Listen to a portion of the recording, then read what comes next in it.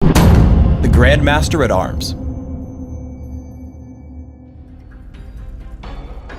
Jax is a melee fighter and duelist, adept at killing targets one at a time, while surviving attacks from surrounding enemies. Jax's passive is Relentless Assault. Every time Jax lands a basic attack, he gains bonus attack speed for a few seconds. This bonus stacks multiple times up to a cap. Leap Strike sends Jax lunging toward target minion, monster, champion, or ward, whether friend or foe. If the target is an enemy, Jax will also damage it. Max Leap Strike by level 13 for mobility and damage output, taking 1 point by level 3 for jungling, and a point at level 1 when laning. Empower causes Jax's next basic attack to deal bonus damage. This ability will reset Jax's attack timer, meaning you can use it as an almost free attack if you time it correctly. Additionally, if you activate Empower before using Leap Strike, it will deal damage on top of Leap Strike. For maximum damage output, max Empower by level 9, with your first point at level 2. Counter Strike buffs Jax for a few seconds, causing him to dodge every attack made against him for the duration.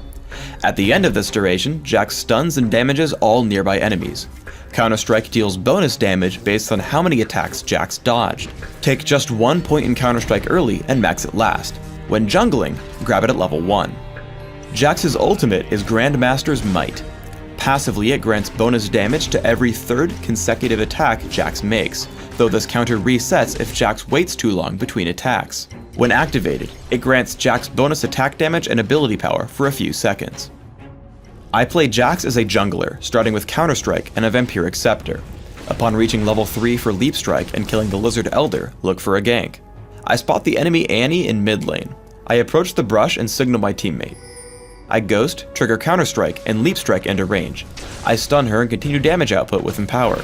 As my teammate flashes into range for the stun, we pick up First Blood. Specifically look for ganks when your lane is pushed to your own turret.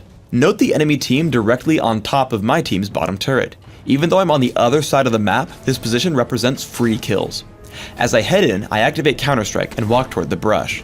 Seeing Vayne juke back, I Leap Strike in and kill her with Empower. After, I look for my next target, choosing the one with the least health, Warwick. Though he flashes, I still pick up the kill with the Lizard buff. After Gangplank retreats, I head for the dragon. Using Wriggle's Lantern, I ward the most likely route my opponents will tank to gank me, and take down the dragon. The massive attack speed from Relentless Assault ties in well with the bonus damage from Wriggle's Lantern, Empower, and Grandmaster's Might, resulting in a much faster dragon kill than almost any other champion. When fighting one-on-one, take special care to preserve both Leap Strike and Counter Strike, as they're your only tools for catching up to running opponents. As I gank Yorick on top lane, I head in with a basic attack and an immediate Empower, granting me 2 attacks almost instantaneously. Once he starts running, I trigger Counter-Strike for the stun. Yorick survives Leap Strike, so I close the gap with Ghost for another Empower and the passive trigger from Grandmaster's Might, picking up the kill. Remember that Leap Strike can be used on your own wards as an escape tool. As a teamfight erupts, both Warwick and Gangplank target me for their ultimates. While I'm certain to die normally, I drop a Sight Ward and leave Cannon Barrage with Leap Strike. As they're still chasing me, I activate Counter-Strike to mitigate some more damage.